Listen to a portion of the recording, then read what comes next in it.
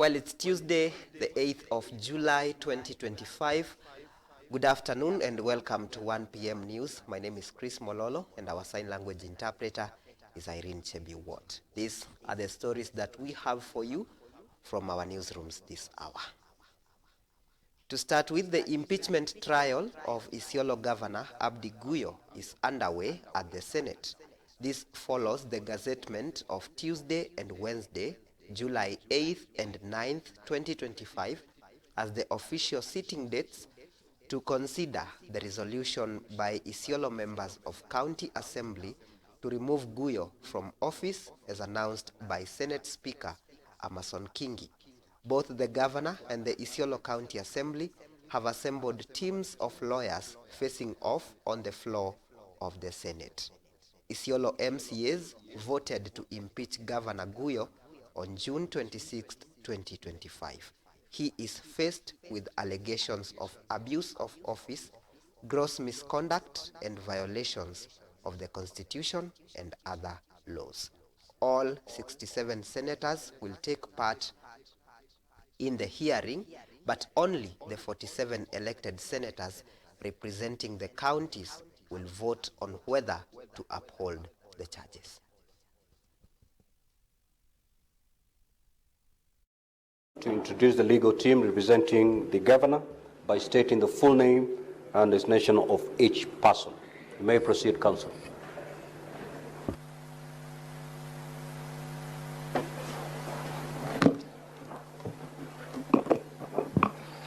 Honorable Speaker, on behalf of the Governor of Isiolo, we have the following team of advocates. We have Elisha Ongoya, who is leading the team. My name is Eric Veuri. We have Elias Motuma. We have Tali Israel Tali. We have Marcelino Leisago. Miriam Rebecca Abong, advocate. We have Ms. Ruth Kiunga, advocate. Nura Abdul Kadir, Nura, advocate. Honorable Speaker, we also have Brian Lee Maingi, who is a legal assistant, Brian Gavi, a legal assistant, and Ali Fila, a legal assistant.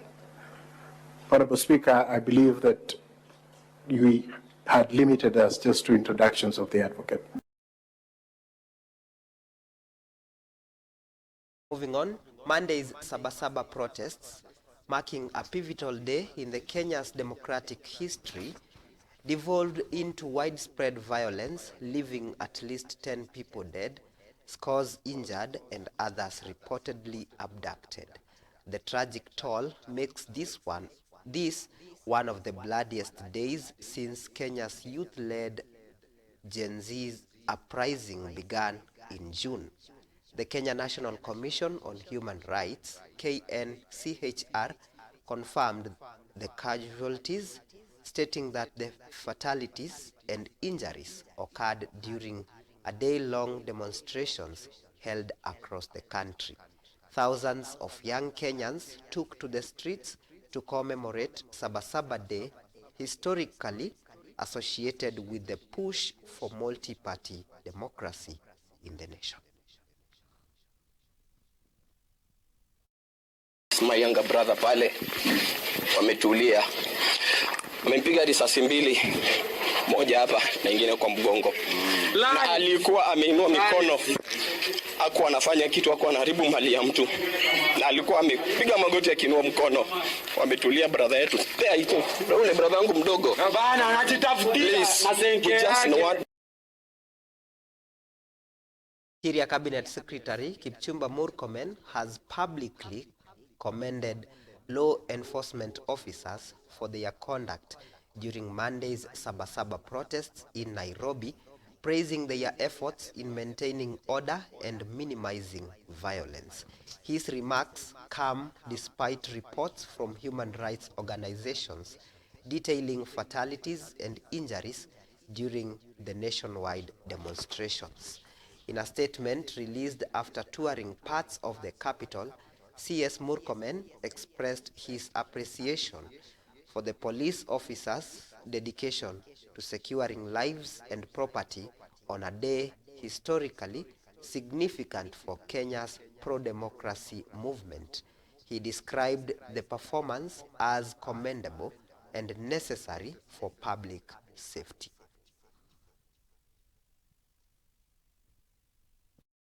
Officers across the country who have today done their very best to make sure that they contain criminals and goons who are infiltrating a peaceful protest by citizens. I just want to say thank you very much because of that sacrifice to ensure that there is law and order in our country. And the police officers have really minimized the damage today. Nearly all the goons that caused mayhem last week, a number of them have been arrested. The ones who burned police stations, the ones who burned the courts, burned the government buildings, government vehicles, some of them who committed acts of terror have already been charged in court for terrorism. So, and that is what we believe in. We believe in the rule of law. We cannot build this country through chaos, through incitement, and through violence.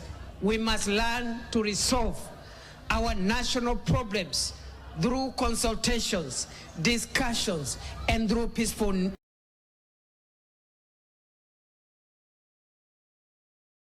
Elsewhere, Game Member of Parliament Elisha Odhiambo wants the Inspector General of Police to dispatch a special team to help unravel frequent murders targeting young girls in the area. According to the legislator, it's worrying that the number of innocent girls and members of the public falling victims to either a serial killer or member of a gang keeps on rising, with the police appearing helpless. Addressing the media at Mutumbu in Game Yala sub-county, Odhiambo lamented that the latest victims of unresolved murders were Veronica Adongo, a widow, and Elizabeth Achieng, a Form 2 student from East Game location, who were murdered 3 days ago.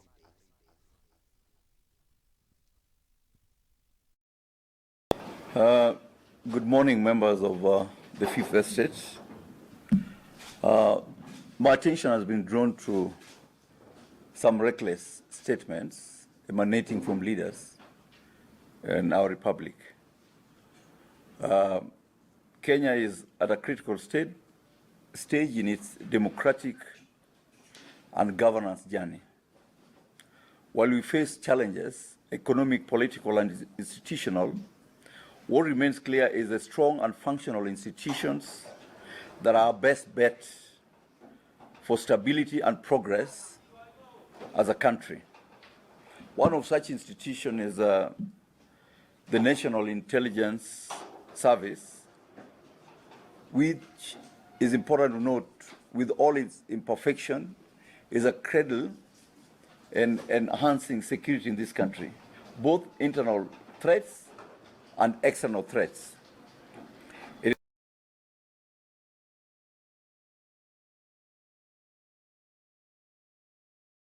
The Nyanza Region Scouts Association has vowed to support the government's agenda of planting 15 billion trees by 2032 to increase the forest cover in the country to 30%.